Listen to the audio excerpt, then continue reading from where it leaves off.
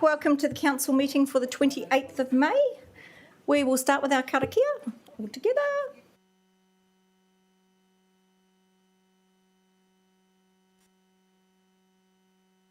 Yeah.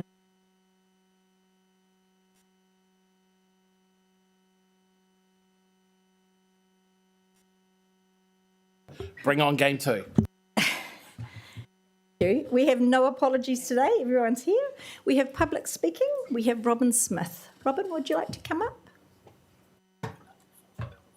5 minutes. There's a bell at 4 and then questions. Kia ora tātou. Excuse me. So I want to speak about the annual plan.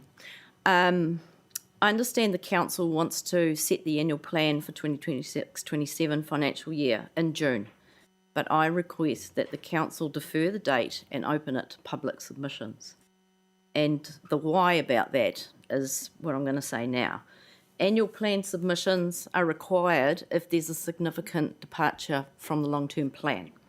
PCC has decided there is no departure and therefore are not consulting with ratepayers this year. But we are moving to a new entity to pay for our water infrastructure this year, and this will have a significant impact on our ratepayers. To ignore this and not hold consultation on the annual plan, I think disregards local democracy. Over the past few weeks, there's been considerable concern about Tiaki and future water costs expressed in the media and on social media.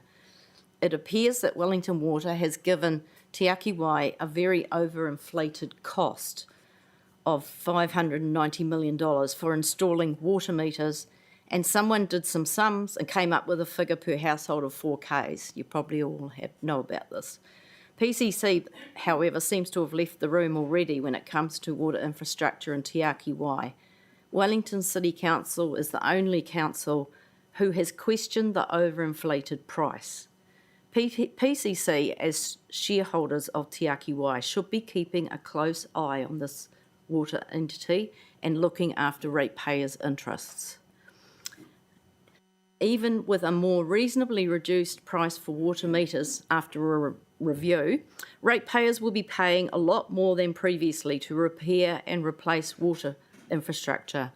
I do support this increased spending because of the council's underspend for a couple of decades. So you should be reviewing your spending to alleviate the ratepayers' burden.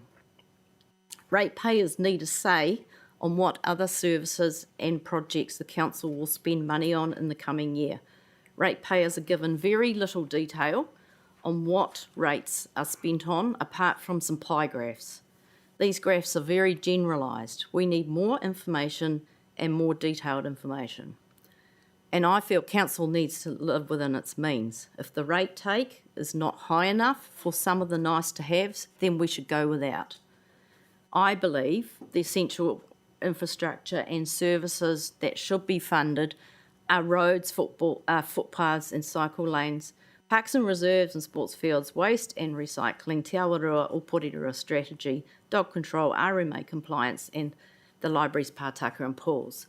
That's up for debate on what councillors believe should be funded, and it should be also consulted with ratepayers. So I've got 3 examples of what could be stopped, deferred or done on a much reduced budget by contracting the scope. The first one is the district plan changes of District Plan 1 and 2. Council officers requested council to proceed with the plan changes despite being told to stop by Chris Bishop, the Minister of the RMA reform. Council agreed to continue with these plan changes while applying to a bishop for an exemption. Was an exemption given by the government? I don't know. Significant savings could be made if these changes were deferred until the uncertainty around the RMA changes come in. Growth. You'll love this one. I propose a moratorium on growth in the city. Growth is currently unsustainable in Porirua and costs existing ratepayers. The pump stations, pipes, roads and facilities are all over capacity. Huge savings would be made if no new subdivisions were approved. This would also reduce the number of staff needed in the planning department. And the upgrade of Tiaki Bay, South Beach Access Road and adjacent parks. This project is not even in the long-term plan, so why is it being funded? I live in Tiaki Bay. I don't care. It is not essential infrastructure. Ratepayers can put up with shabby if it cuts their rates bills. Reduce the budget, make a gravel angle car park on the western side of the road to alleviate traffic jams in summer. And that's really, we can put up with the rest looking shabby.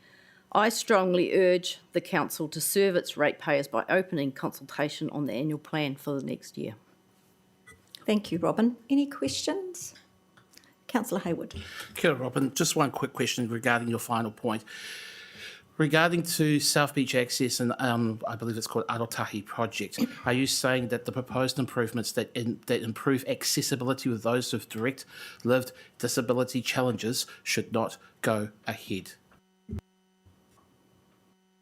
Sure, it can be done a lot cheaper than doing the whole whiz-bang whole thing. Thank you. I hope that there is something there for people that can't access the beach terribly well, but the size of the project includes a heck of a lot of work in the surrounding parks and toilets and all sorts of things. So I'm sure it can be cut right back. It's an example of limiting the scope, and why is it even being done when it wasn't in the long-term plan? Okay, thank you, Robin. We're out of time now, so thank you for coming in.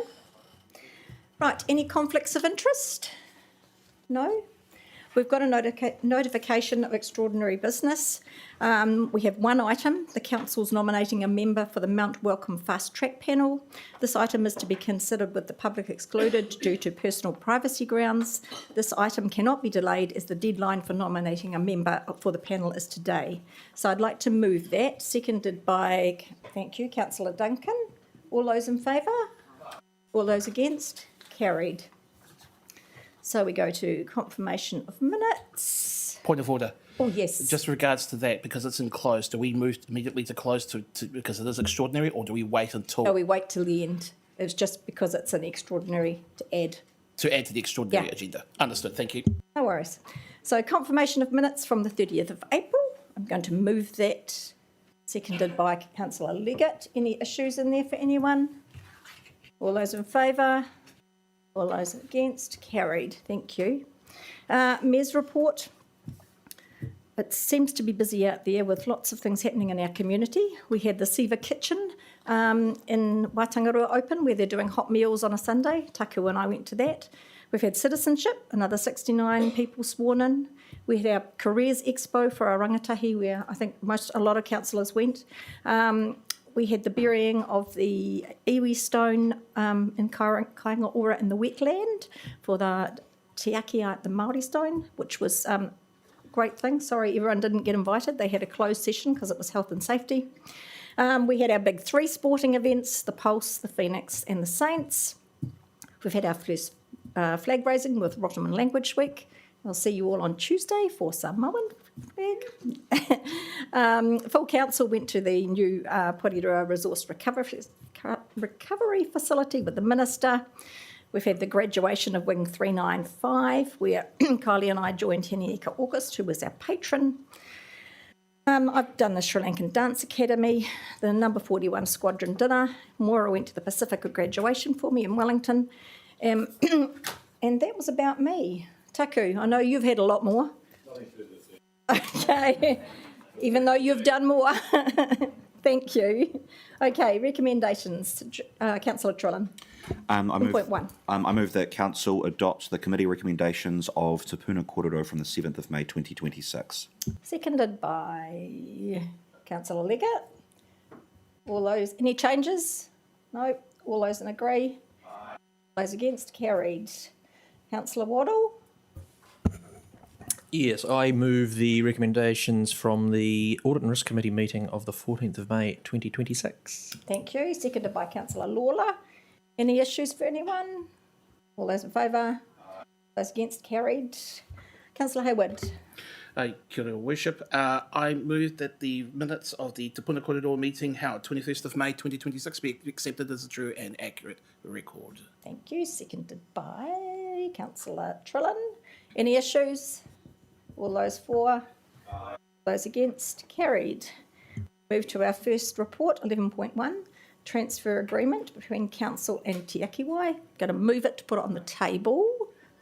Seconded by Councillor Leggett. Going to hand over to Wendy Walker. Thanks, Mayor Baker. Forgot there for a moment. This paper, as you all know, is the end of a very long process that we have been going through for literally years, and it culminates in this. Basically, it's the statutory shift of our responsibilities from us to Tiaki, who are, as you know, already in existence. So it transfers assets, debt, land, contracts, any liabilities to Tiaki. So it's, in one sense, it's a very big deal, and another, it's the execution of multiple decisions that have been consulted on with our community over a very long time. So it culminates in this moment, and then I guess we have a partners committee tomorrow, or the mayor sits on that for the council, that does the tidy up at that point, and then 1st of July is the point at which Tiaki goes live. So there is a lot of detail in here, and there may be a lot of questions, and my trustee people over here who have steered this process through will be able to answer most of them. It's probably obvious to you that there will be tidy-ups post-fact, particularly around some of the land issues are quite complex, and that will go on for some time, and there are a couple of wash-up periods, and we have briefed you on that process as it currently is. So, Mike's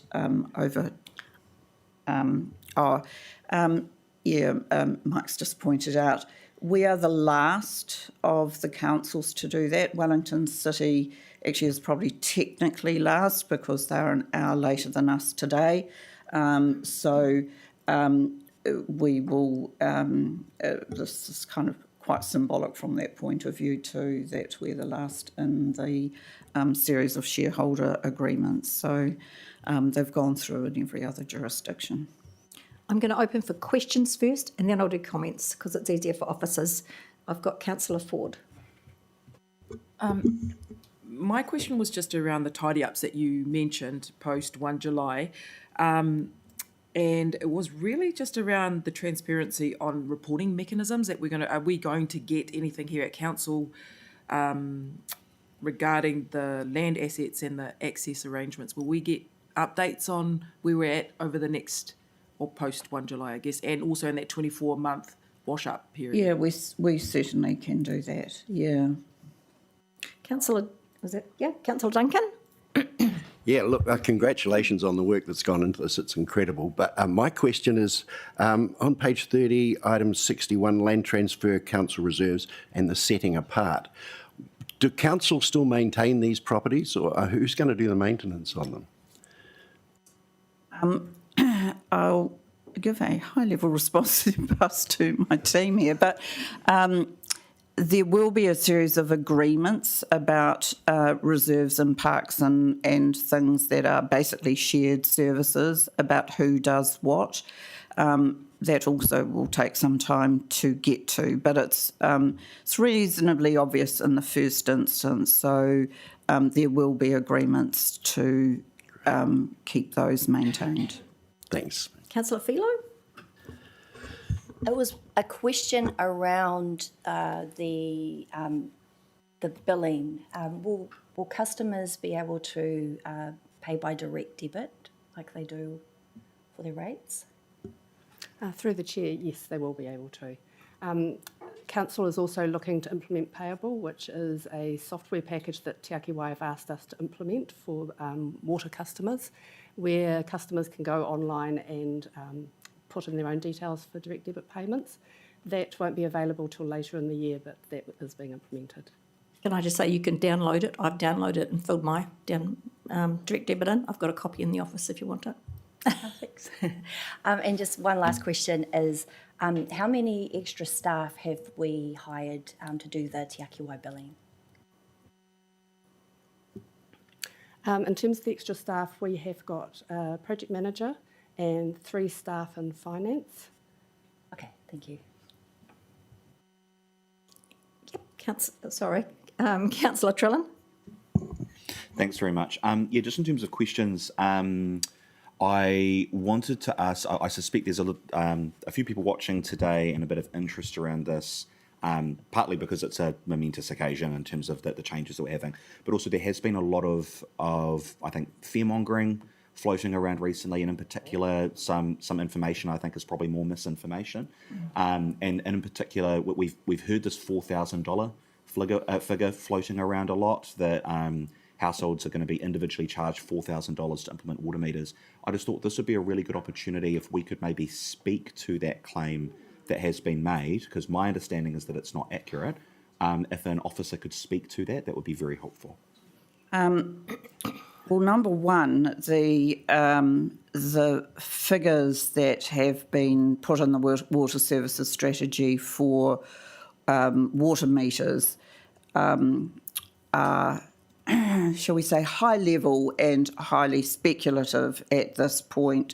So extrapolating those into a cost per household isn't helpful at any level. So I was speaking to people at Tiaki yesterday, and they said, yes, it's turned into a kind of a major social media issue, but those figures have got a lot of refinement to go through. So, and everyone thinks it's the cost of a water meter, but there's a back-end cost, including the IT systems and being able to remotely read them, etc. So it's not the physical putting in of a water meter that is the cost that is being assessed. It's at this particular point, there's a lot of things that are unknowable, and people are getting scared about things that simply have to come back in price. I mean, that is just, I think that's just a simple truth, that everyone looks at that figure and says that's impossible. Let's look at that. It's like many of our projects, you kind of, the cold hard reality is this is not a thing that we can impose on our people. So the board is well aware of this issue. They haven't had control over the project until this point. They are looking forward with great relish to getting control of that project so that they can bring some more discipline and some of their knowledge to it. And so I don't know that there's very much more that I can say about that, but it's way too early to panic about water meters. It's also very unhelpful to put a water meter in right now. If you do that, you have to pay for it yourself, number one, and it will have to be removed and replaced with a new water meter that can be remotely accessed, and it will be a common water meter across the whole region, or across the whole shareholding councils and Tiaki. So people are trying to dodge the actual cost that they think is coming. Well, that cost is at this point not to be relied on, and trying to dodge it, you may add more cost into your household by doing that, because you'll have to pay for the upfront implementation right now, and in a year or 18 months or 2 years you may have to take it out again. So that's the best I can do, probably. No, thank you very much, Wendy. That's very helpful. The only other question I have for now is obviously we've gone through all of this in a lot of detail over a number of meetings and workshops. Audit and risk, we really thrashed a lot of this recently as well. I wanted to ask whether, beyond the discussions that we've had through those workshops and audit and risk, is there anything in these papers today specifically that you want to draw our attention to that is substantially different to what we've already looked at, or as far as you can tell, what we're signing off on today is just the natural end point of the discussions that we've already had? Through the chair, there is nothing additional or exceptional that we want to draw your attention to. What is in these papers is what we have discussed up till now in all of those meetings and workshops. Brilliant, thank you. The only very quick comment that I would make is that I just wanted to thank you for the work that you've done on this. This has been a titanic amount of work in a very unconventional year. Things have been shifting and changing a lot. We really appreciate that a lot. So thank you for that, and thank you to all the officers that have been involved. Okay, I see no more questions, so we'll go to comments. Oh, no question, sorry. Question, Councillor Hayward. Kia ora no, kaumatu, koro matua, we'll go that way, kuia matua, to use the appropriate kupu. Thank you, officers, for the preparation of this report. Agree with Councillor Trin's points with regards to the sheer bulk and, to use the word, titanic efforts on this take. My question, and it follows on from Councillor Trin's questions around that vexing public issue of metering. The line of inquiry that I have in that, and I suspect will be something that will be raised with our representative with Tiaki Wai Board, is around the role of competitive bidding for the mahi around the installation of meters. We've got plumbers here in Porirua. I'm sure they can do the job. That creates jobs, and it's one of the ways that we can show that we are doing our social procurement rules correctly. So I guess what commentary do we have about any changes by Tiaki Wai's board now that they've got an opportunity to be able to get their feet further under the table, knowing that there is, I believe, a meeting tomorrow to discuss this already. Kia ora. There's no comment I can make on behalf of the board about procurement. That's some way down the track, actually. They have to choose a system, and then they'll have to look at the rollout, but kind of makes sense that it's not going to be a monolithic rollout by one entity, doesn't it? So I'm just, that's my commentary, not theirs. I think, to be honest, they're a little bemused at the, we shouldn't be bemused about discussion about water meters, because if you look 10 years or so ago, maybe longer, in Kapiti, it caused a furore there too. So, but I think they are a little bemused that this is the thing that has excited people out of the whole range of, very challenging issues in their water services strategy. So, it's some way down the track, but I'm sure the Mayor will pass on those thoughts about enabling, wide implementation of that program when it gets up and running. Do you mind if I do my comment now very quickly, and then I'll be covered off? I've got two more questions, but okay. Okay. Thank you very much for the response. Do not want to put officers in a position in terms of going beyond what actually is the responsibility of Tiaki Wai in terms of how they respond to this. Agree as well that it's actually for them to determine how they're going to proceed. And also, you're quite right that our representative, the Mayor, will be advancing, and I've had conversations with the Mayor on this very point as well. So I trust your assurances that we will follow this up. This is proof positive of why the mahi that we did on the Water Charter is so vital in terms of our advocacy role as a council of which we are just one across the region with regards to the operations of Tiaki Wai. Social procurement, as well as the equity challenges for those individuals who use our services. I suspect that the reason why people are so infused through social media, and but to a lesser extent, even at this table during certain public forums, is that they are not necessarily wanting to get into the detail of asset transfer agreements like we are dealing with today, but rather that they are worrying about how much it's going to cost in their pocket and for what the quality of the services that they deliver, for water being so vital to our own well-being. So I guess that is why our continued pressure on this issue is vital. And for those outside who believe that we are not doing enough in that space, please jump in more frequently in your public forums. Kia ora koutou. Question, Councillor Waddle. Thank you, Your Worship. Just a quick question around the Whitby Lakes. Obviously, the lakes, the lower lake especially, being fully concrete, that is all transferring to Tiaki Wai, correct? Through the chair, yes, it is as an asset, and but we will still continue to have a responsibility in terms of amenity value. Like that, Porirua City Council are not walking away from Whitby Lower Lake in terms of amenity value, but the asset and the land will transfer to Tiaki Wai. Fantastic, thank you. And just, I guess, on that amenity value, the future of Whitby Lake has been a hot topic for many years now. The cost to replace that lake or any further thing, would that lie with Tiaki Wai or with Porirua City under its amenity? I'll have a crack at this, and then the experts can come in over the top when I'm wrong. Look, I personally believe that would be a shared responsibility somewhere along the line. I mean, in my ideal world, that could be an amazing wetland, for example, and maybe you look at that as a community project with Tiaki Wai and Porirua City Council, but none of that. I mean, Tiaki Wai will be the owner of that asset. We will have a shared responsibility for amenity, and so in the future, there will need to be a discussion about how that might shake out and what might happen there. Amazing, thank you. Question, Councillor Lawler.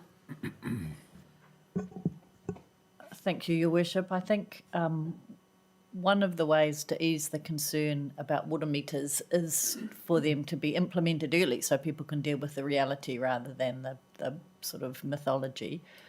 And I think the reference to Kapiti District is very apt because there was the same concern about water meters, but then they were implemented and people have found them to be very useful. So my question is, there was some discussion about the timing of water meters being pushed out and that councils were advocating for an earlier implementation of water meters. I just wanted to check whether that had happened and whether we are urging Tiaki Wai to move them forward in the programme. The councils have been consistently enthusiastic about bringing it as far forward as we can. I'm not particularly close to that project, but as I understand it, it is quite a complicated project because it's very big and it will have to go in stages anyway, in all likelihood. And Tiaki Wai are probably not making that much commitment to what can and can't be done until they can really, get their feet under the table, as you so aptly pointed out, and get that under, under their own control. But they are also incentivised to get it done as soon as they possibly can. Councillor, are we happy? Question? Thank you, Mayor Baker. It was just around it's kind of like a Whitby Lakes kind of question with transfer of assets. Will that halt our current projects and timelines? And I have asked this question before. Plimerton Domain, with the issues of flooding there and accessibility, there's a boardwalk to be built there. With the transfer of assets, is this going to slow a project like this down or not? Thanks, Councillor. No, that particular project is charging ahead. A little bit delayed because there is actually an abandoned water main sitting under exactly where we want to put that path. But that's a parks project, and I can assure you that is in no way delayed by what we're talking about today. Taku. Just a question to the officers. I guess there has been discussions with Te Runanga o Ngāti Toa or the officers around the development and progress. Helmut sits on the Partners Committee. Not sure how much detail all of this stuff has gone through with the Runanga, but we've sort of been relying on his oversight to put his hand up when he wants more information, because I'm happy to do that. And it is still a council-controlled organisation, so we still do have influence, and as does the Runanga, into that process. So, Yeah, just a supplementary question. With the transfer of the kaitiakiship over the water will go in terms to Tiaki Wai. Does that mean the mana o te wai transfers across there, that specific value attached towards Te Ao Māori? that is what we put in the statement of expectations, that is our expectation, that would be an underlying principle for Tiaki Wai, and they have to give effect to that. So that is our the way we've tried to translate that into the new way of operating. As long as those discussions have been held. Thank you. Okay, I'll open it up for comments now. Councillor Duncan. Yeah, look, I really appreciate the enormity of the work that's gone into this, but could we avoid using Titanic when we describe that? That's the connotations there are a bit scary. Anyone else for comments? Councillor Liggett. Oh, look, I'm just want to reiterate, not verbally, but in our minds, what other people have said about the work that's gone into this. I mean, I think we've been committed to this for a number of years. It's now going ahead.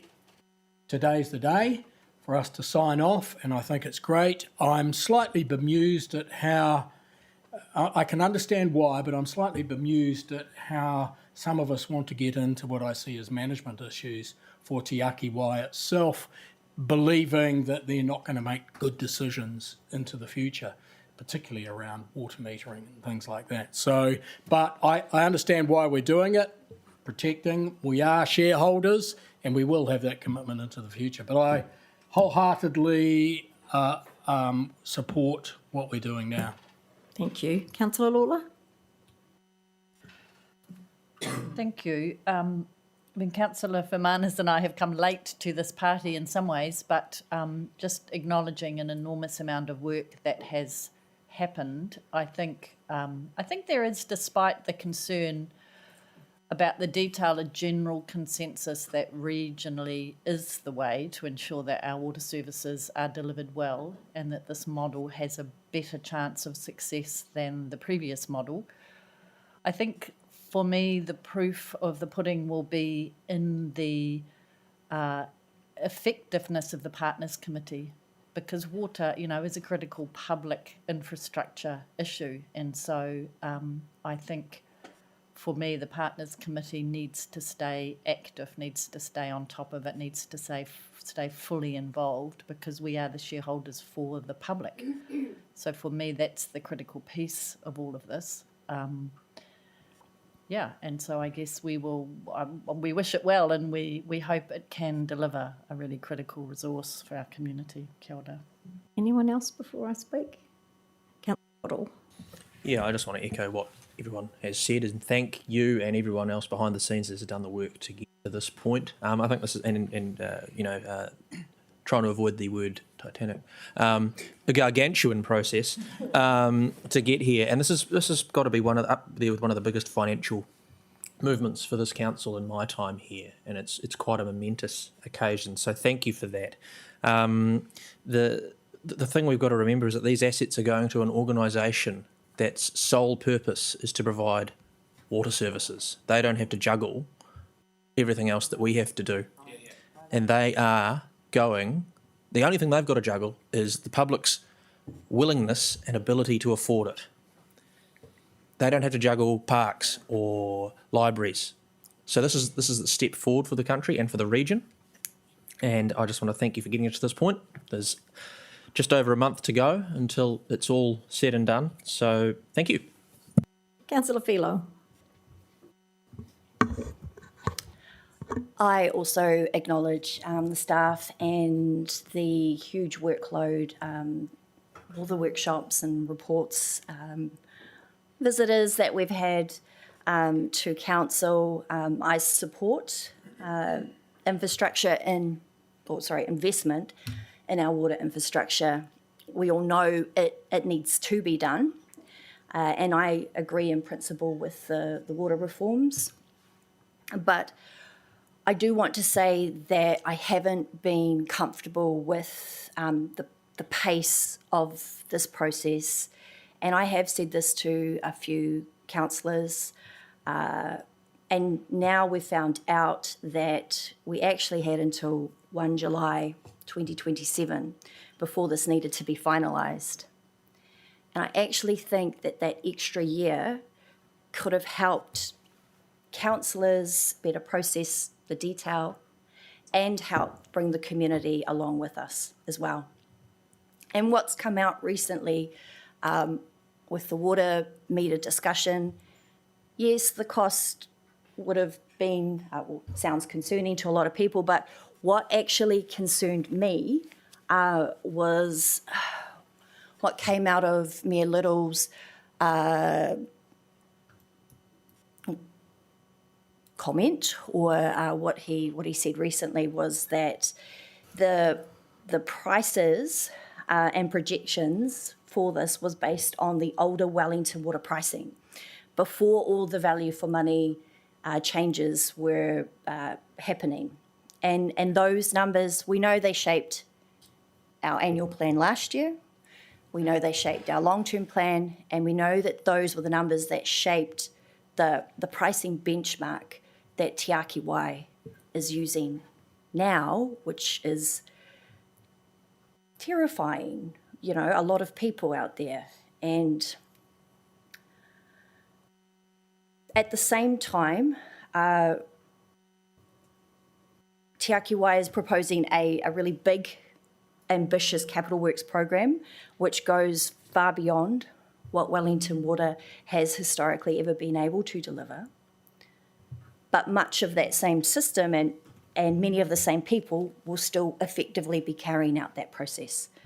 So I think there are fair questions around how achievable those delivery targets really are.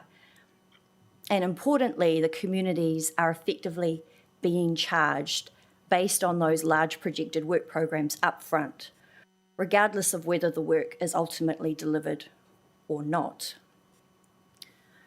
So just to be clear, I'm not saying that we do nothing, and this is not me saying that I don't understand the need for water reform, because I do. But when people are already stressed about affordability, and we're talking about a very large long-term cost based on pricing assumptions that are still shifting, I think it's reasonable to have these uncertainties and questions. And knowing now that we actually had until 1 July 2027 before this needed to be finalised, I do think more time could have helped work through some of these questions and help bring the community along with us. So for me personally, I'm not comfortable supporting this today. Anyone else want to comment? Councillor Trillin? Thank you. Yeah, I did just want to reflect on the comments around the timeline and the pace at which we've moved, and I think it's worth considering the full timeline that we've been operating within. This discussion around water reform began in 2016 after the incident in Havelock North. 2017, there were 2 reports that were delivered inquiring into that to ensure that we could make the reforms needed to ensure that no one is going to die from drinking water.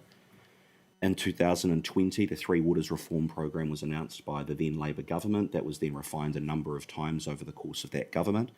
2023, we had a change in government, which announced its own water reform program. We're now in 2026. Havelock North was 10 years ago. Throughout that time, we've been looking at what changes are needed to be made to the system. And the main criticism I would have of the timeline is that it's taken so long. Mm-hmm. I think looking at delays would be both unnecessary and at this point irresponsible. These changes are happening for a very good reason. We've been talking with the public about them for a very, very long time over successive governments, red and blue. And my reflection on that overall timeline is it's 2026. It's about time that we're here. We've chopped and changed and moved things around. We wanted this to happen years ago. And so I couldn't be happier that we are finally getting this done. Anyone else? Okay, I have to agree with you, Councillor Trillin. Things at local government usually go slow. This has still taken 10 years. I don't think it's fast. Like everybody in our community, I would like to see water meters go in faster, and I'm sure they will be working on a program about that. They do have to take over those Wellington water figures, but they will do their own figures and they will get on with it. And I trust this process. The misinformation online has caused so much heartache for people that didn't need to be there. And the misinformation, I think, has caused more damage than anything else. I see the protesters are at Wellington City Council today. So, and people just hear the loudest speakers. They don't hear the correct information, because no matter what I've put online, people say that's not correct. So I'm pleased we're doing this today, and I'm pleased that we're in agreement. Well, majority agreement, because the main thing is people need clean drinking water, and we need more pipes put in under the ground, which we couldn't do. And so I agree it's about equity and people they have to pay their fair share, but actually in the long run they've had water already in their rates bill. So in the end we will pay, like other councils, Auckland, Kapiti, for what we use. And yes, it might take a couple of years to get there, but we will get more work done, and hopefully our harbour, which is what we all care about, will be not getting the sewage overflows and the damage that's been happening. So I'm completely for this. So I will put the motion. All those in favour? All those against? Thank you, Kathleen Fellow. We'll record your against. Is that right? You want it? Yep. Thank you. Move to our next item. 11.2. Thank you, officers. I should have said thank you for all your work, because honestly, you have been wonderful. Yeah, absolutely. We're going to move to South Wairarapa share buyback and amalgamation of obviously Wellington Water with Tiaki Way. I will move it, seconded by Councillor Waddle. On the table, yes. This is another necessary part of this transaction today. You'll recall that South Wairarapa is currently a shareholder in Wellington Water. They have now chosen to go north with their Wairarapa relations and Tararua. So we need to, this is basically tidying up that issue to enable them to exit from Wellington Water, because the method of transfer is Wellington Water is basically being subsumed into Tiaki Way. So this is a relatively straightforward transaction, but a little complication on the way to executing the shift to Tiaki Way. So questions and comments? No one's going. Okay. Oh, yep. Councillor Ford? I just have a quick one. It says in the report, or I think it refers to it being a minimal financial implication to Porirua. What does that exactly mean? Please. Through the chair. So there is a commercial discussion at the moment for Wellington Water to buy back the shares from South Wairarapa District Council, and then that will impact on our council's share of the Wellington Water, the value of our shares with Wellington Water, which will then be part of the net asset calculation, and that is included in the net asset calculation manual. Councillor Lawler? Really sneaking in with a comment that I should have made earlier, but when we're looking at the shareholding model, it's my belief that the Three Waters infrastructure does and will need capital investment from government to really fly. And my own view is that that is a very appropriate thing for government to do, particularly when you look at incidents like Moore Point, to suggest to residents that it's their responsibility to deal with a catastrophic failure of infrastructure, I think misses the point of what government should be doing in terms of protecting our public health. So I guess all I would say in terms of people's concerns about costs in the future is the way to resolve that really is to have government investment in that infrastructure, and that is something for residents to think about. Kia ora. Thank you. Any other questions or comments? No? All those in favour? Those against? Carried.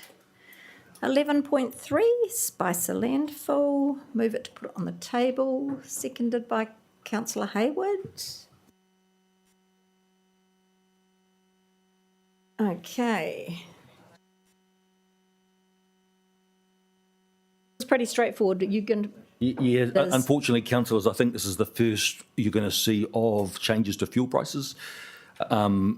There's a lag with that kind of stuff, but this is the first cab off the rank. Also, you can see that there's a kind of delicate balance with interactions with other landfills. We would dearly love not to be worrying about that, and if we were in one entity, that would be one of the opportunities for us to be a bit smarter across the region, which we must do now with waste anyway. That's what I really wanted to say. Thanks, Madam Chair. Okay. Questions and comments? Yes, Councillor Feminis. Yeah, I understand there's signage around the price changes. Is there going to be anything around why the price is increased? We put communications out to all of our commercial customers because we have, accounts, we know the contact details. So pending the outcome of this meeting, we will be sending a letter out to all of the commercial account holders. What we normally do, rather than just tell them what your increase is, we give them some of the explanation as to why the increase is taking effect. I think he means the residents. Yeah. What typically happens is that like companies like Waste Management will, on their invoice, they will say the price has increased because of what's happened at Spicer. Oh, more like users of the Spicer landfill, those that go up there, use the refuse station. For domestic users, mums and dads, we can make sure we get some messaging out. We probably wouldn't like to do signage, to be honest with you, but we can, if you're okay, we can look at other ways of making sure that people understand. Yeah. The issue with signage is it's a bit messy up there already with respect to the various messaging, but we can certainly look at our different channels around that, how we get that message out. Go in our newsletter as well. Yeah. Councillor Philo? It's really unfortunate. Sort of every year our landfill fees increase, and at the same time we see, it seems to be the same time we see on social media all the posts about fly tipping happening, which actually has happened last week. And I know that our landfill does really well in terms of us producing a profitable surplus. So I think it is important that we are across and ask a lot of questions about this increase. But I do have two questions, and I understand that the diesel costs are being raised as one of the major reasons for the increase this year. And I think a lot of people would understand that because we're seeing that all at the pump, and we know the prices for fuel have gone up. So my first question is, before the war that has broken out and before the diesel price increases, what was the increase originally forecasted before this? Sorry, the increase for the landfill. What was the forecast before? The forecast we've made for which these increases are based has been made over the last month, so only within the last few weeks. And the reason we do that is because we're still waiting for other components to be understood. So it's all done at the same time. We don't have, say, 6 months ago or 3 months ago, we wouldn't have done this forecasting. It's fresh, if you like. Okay, so just to be clear, this is a recent, so a month out before we put the fee up, we look at the real impacts of what's happening now and use those to base it on the increase. Is that So can I just explain? Yes. Can I just explain? So with most of our contracts, we review them quarterly based on price indices because of the nature of the different prices and the volatility of them.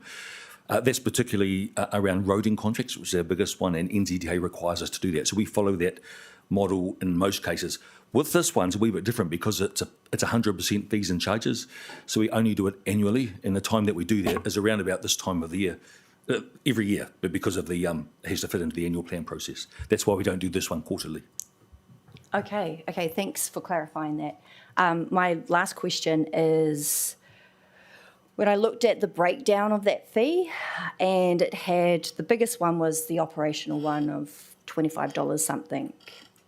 So how much of that 25 whatever dollars is specifically related to the diesel costs? The contract cost, of which that diesel cost is a component, the contract cost would be in the order of around half of the total operating cost. There's a lot of other stuff built in there as well, from insurances, depreciation, professional services, etc. Now, of the operating costs, I'm sorry, I can't give a breakdown right now of how much the diesel is contributing to that cost. We might have to come back with that level of detail. Yeah. Okay. Councillor Hayward? But it is the opinion of officers that a large portion of these increases is based upon fuel prices in particular. Yes. Okay. Just confirming as well that these fees obviously affect all users of the landfill, including, as you have stated, the approximately 80% or around that of commercial operators in terms of waste that goes into the landfill. Yeah, that's correct. They're not. They're applied to all customers. Okay. I'll hold off for comment for later on if you want. No, you can do comments now. Okay. Well, as a former chair of the committee responsible for setting the fees for this landfill, it's never given me great joy to look at increasing fees, but it is about cost recovery for me. I understand the temptation that there has been in the past to want to look at incentivising use of the landfill by reducing fees and find ways to do that, and that may help burden on users of the landfill, but it doesn't actually help us create positive change in terms of people diverting waste away from the landfill. I'm noting that a few weeks, well, is it last week? Last week. We actually talked about how we're going to make improvements to our waste management as part of the LTP process. We have already gone out as part of the informal pre-LTP engagement, looking at changing our strategic vision to focus on waste minimisation. I think that that's not just about the landfill, it's about all the measures that we put in place, preventing some of those things like fly tipping as a byproduct, a marker point as to how we deal with that performance, and equity for those who have the least has to be in that corridor. I am reflecting on how people who will see today's decision and what they can constructively do in terms of this, because it is due to factors beyond not even economic control, but somehow political control. So, for those listening in, take this number down, 001 202 456 1414. Call that number. It's the White House switch board. Tell that cockwomble, Mr. Trump, President Trump, that you are impacting our ability to use our landfill in a cost-effective way. Kia ora koutou. Thank you, Councillor Hayward. Anybody else? Oh, Councillor Waddle. Yeah, just a quick question around the other landfills in the region. Obviously, we've got indicative numbers from their long-term plans of where they were going to be sitting. I'd imagine they'll be having the same constraints on them. Do we know a more refined figure of where Silverstream and Southern Landfill are looking? The numbers we've got in here are the numbers that they've got into their annual planning process with, by and large, they generally are passed as per their annual plan, or the draft annual plan. We would love to talk closer with them, but we'll get in trouble with the Commerce Commission if we do that. Good old ComCom, my friends, love them. Just a quick comment. I think aside from calling the White House switchboard, I think it's what we talked about last week around minimising waste and just being smarter as well as what we're purchasing. That's a simple way we can save money on taking it to the landfill or paying for a bin to come and collect it. Simple as that. Anybody else? Yes, councillor Field. Oh, have you got a comment? I'll do a Sorry. comment, if Yes, you that's can have a okay. comment. Look, in the past, I have been, because I was also on that committee and the landfill committee I'm talking about, and I was one to raise, can we find alternative means rather than just putting the rates up, and it was really heartening last week to hear about what opportunities we're going to do moving forward and the incentives and all the, inspiration that came from going to the landfill in the hut.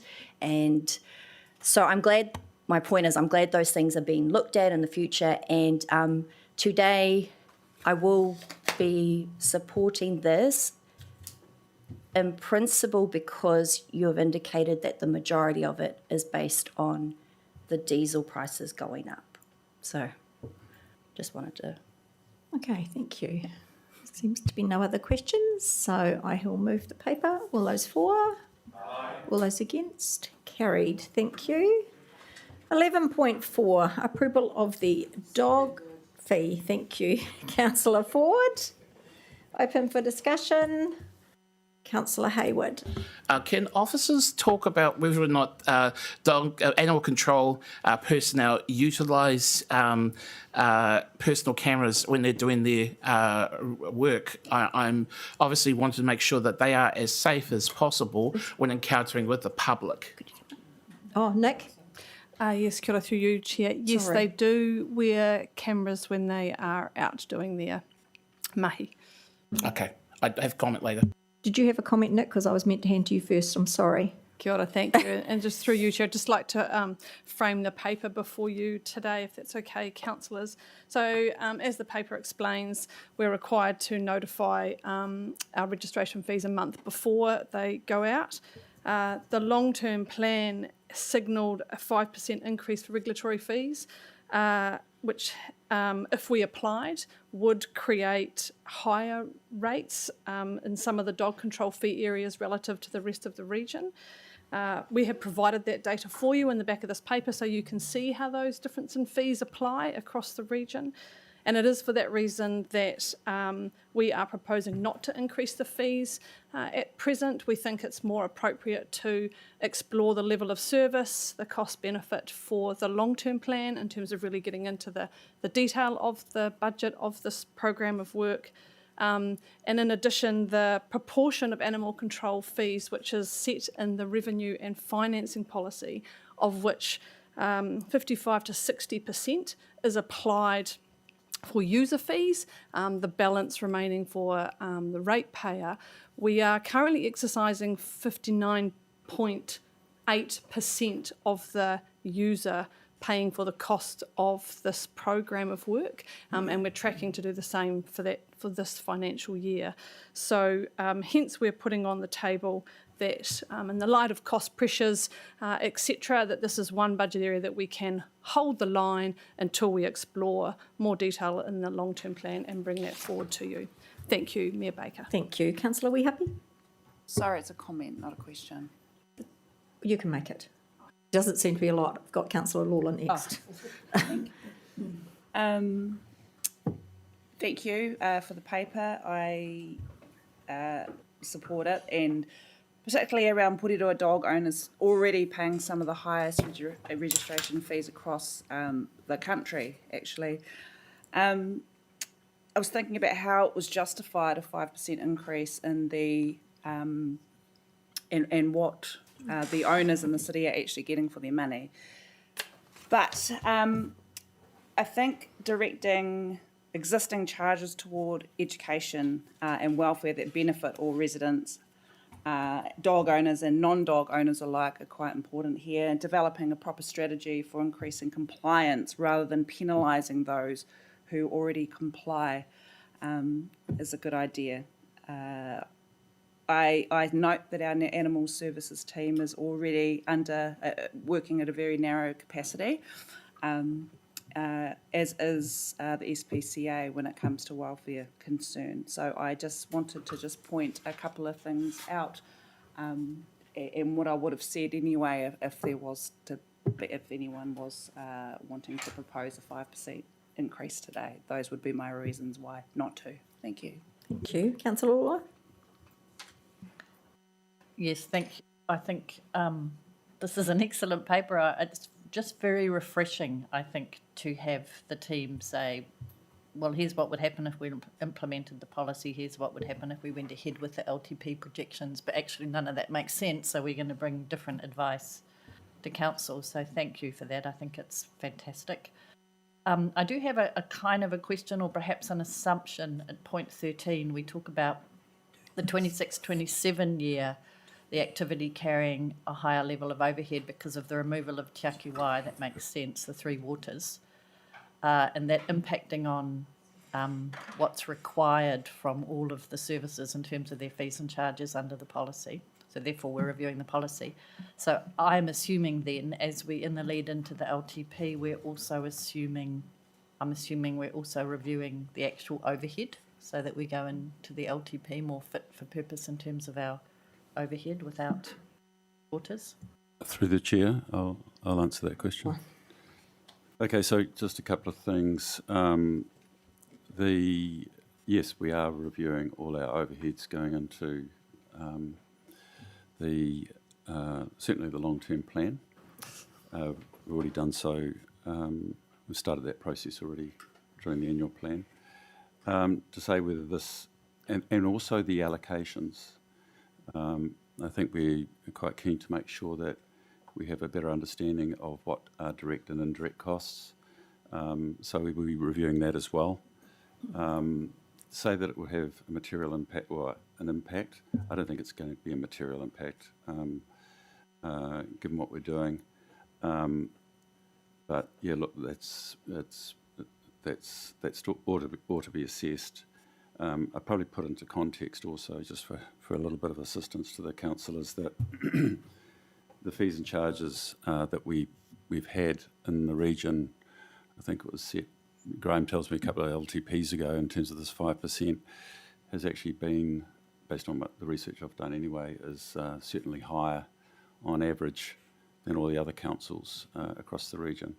So that's probably why we are where we are in terms of fee levels. Hope that helps you. Your question. Councillor Philo? Thank you for the paper. I support the recommended option, but I did have a question, and the question is why are we so much higher than the other councils for this service? What's the reason? Through the chair, I'll just repeat my answer. Explain that, yeah. So I'll explain a little bit more fully. So when we look at the level of charges that are being funded by rates, we overlap with most of the councils.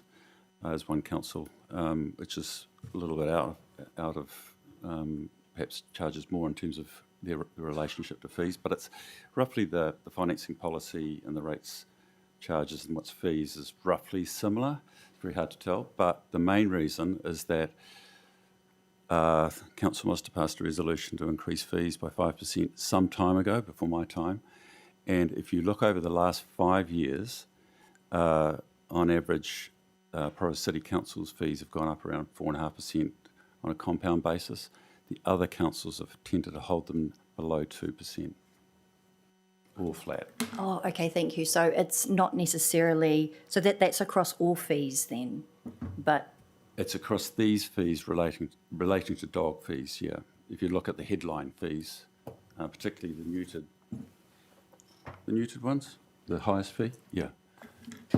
Could I please add to that through the chair that we are aware that the other councils in the region are assessing their fees, and most are increasing between 2% to 12%. So I think it won't be long before we are more in the middle, or not quite so much at the higher end. So we're all going through the same experience, having to assess our balance between user pays and ratepayer cost. Do you want to make your comment? Or oh, okay, Councillor Ford? Yeah, I mean, I support the paper, but I'm just curious around, so the user pays 59% of the fee, so it's rates funded 41%, is that correct? And Correct. If we had the increase, it would have been less in terms of the ratepayer having to Correct. subsidise these dog owners. So I just wanted to know, in a comparison to our other council neighbours, what their ratepayer versus the end user percentages are. Do you have that? Yeah, through the chair, I'll answer that question. If we look at Porirua, if we look at fees and charges, for example, so we're sitting at 55 to 60%. Hutt City are 40 to 59%, so there's an overlap there because you don't know where they are sitting on that range. Wellington City's 60 to 70%, and the outlier is actually Upper Hutt, which is 70 to 80% fees. That the user pays 70%? Yes. Okay, so we are one of the lowest. So you could say that there's overlapping bands. Okay, cool. Yep. Sure. Councillor Leggett? Yeah, I mean, I see the logic about where we've got to in the recommendation, and I support it, and we'll get ongoing information in terms of being able to adjust into the future. I am aware that, as Councillor Ford has just pointed out, that we as dog owners are being subsidised by ratepayers. So let's not shy away from that. It's a matter of what the quantum is. So I just wanted to ask, I assume that we've made an assumption in terms of our planning for this year's rates increase or adjustment that we would get a 5% increase. That's $50,000. So where's that money coming from? Through the chair. We've got a meeting on the 4th of June to discuss the annual plan, so we can pick up the implications of this within that meeting. But really, it's a minor impact, and I'm sure that we can do the annual plan to have no rate impact. Oh, I'm sure we can. It'll be interesting to see how we juggle these sorts of things, isn't it? We always be able to pick up little bits here and there. So this is just another $50,000. Councillor Hayward? Kia ora no kuia mātua, mehe kai kanahira katoa. Ngā mihi ki te kai mahi mo tēnei take. Thank you, officers. I'm going to just take comment for this, if you don't mind. Sorry? I'm taking comment for this. This is my comment. Oh, sure. Yeah. So I'm in support of the recommendation, but it bears the need to have some explanation from me. My dog, Dalvanius Prime, watches these meetings from time to time. So kia ora to her. I hope she does stay awake, though, because she just happened to fall asleep during the second half of last night's Day of Origin, much like my beloved Queensland. But in all seriousness, as a dog owner, I absolutely accept that there's some expectation that I pay my share towards the costs that come with responsible dog ownership. That's fair. Dog owners should contribute towards the services and enforcement systems that keep both animals and people safe. And at the same time, a portion of these costs should, quite rightly, sit with the general ratepayer as well, because animal control is not only there for dog owners, it exists for people who do not own dogs, for children walking to school, for kaumātua out there maybe stretching their legs, or visitors to Porirua. So what I do think is deserving of scrutiny, and has been mentioned already in any future review, is whether the current balance is right. If about 40% of the cost is being covered by the wider ratepayer base, then we should be able to clearly articulate the equity rationale for that. It's a reminder of the need that any refinements of the fee structure needs to be robust, evidence-based, and transparent. Now, since joining council, I can honestly say there has only been one occasion where I have been able to vote for reduced dog registration fees, and that was during the introduction of a new fee structure altogether. So today, I will support this recommendation to freeze fees for a year. The first point I want to make, though, around that is to make the need to better demonstrate the value and outcomes of the work through the data that we collect. I want to be very clear here. I have strong support for staff on the ground doing all this mahi. Animal control officers deal with difficult and sometimes dangerous situations on behalf of all of us. But I'm also very conscious that residents continue to raise concerns with councillors around the issue of roaming dogs across our city. Earlier this year at Te Puna Kōrero, I raised concerns that our data around roaming dogs, repeat incidents and connections to specific owners is simply not strong enough, because in my view, there is a difference between a one-off incident and repeated irresponsibility. Sometimes a dog digs out of the yard like it's in the Great Escape and decides to go on an adventure. These things can happen. That's not really what concerns me. What does concern me is the possibility that a significant proportion of roaming dog complaints involve repeat behaviour patterns and owners who are simply not stepping up to their responsibilities. And if that is the case, I think we need to ask ourselves whether our current system genuinely incentivises owners preventing roaming. We already used the reduced fee categories to encourage desexing, containment and responsible behaviour. That principle makes sense to me. But because right now all we have are a limited toolbox with penalties available to us, including infringement fines, but if roaming dog reports remain persistently high and stubborn over time, then I think it is fair to ask whether those tools are actually changing behaviour. So as a part of a future review, I'd like us to consider what a stronger incentive-based regime could look like, one that better rewards owners who actively report to the dogs around found roaming, while also creating clearer consequences for repeat negligence. And I'll be writing to officers separately with some thoughts on that. But for today, though, I will support the fee freeze, and I look forward to some GSD on roaming dogs. Kia ora koutou. Final comment, Councillor Wehapi. Really? Long story short, I just wanted to point out to my fellow councillors that the whole general public actually do benefit from a health and safety point of view, not just health and safety, and in welfare as well. So I'm just going to leave the room yep, that's right. Thank you. Thank you. So it's been moved and seconded. All those in favour? All those against? Carried. Thank you. Now going to move, we go into public excluded for the Mount Welcome Fast Track Panel, the Tiaki Y shareholder support, and the CE committee recommendations from the 14th of 26. Seconded. Okay, we're all raising our hands. Nick Davis is coming. And allow Nick Davis in for Martin Jenkins. I forgot about this. Seconded by Councillor Fermanus. All those in favour? All those against? Carried.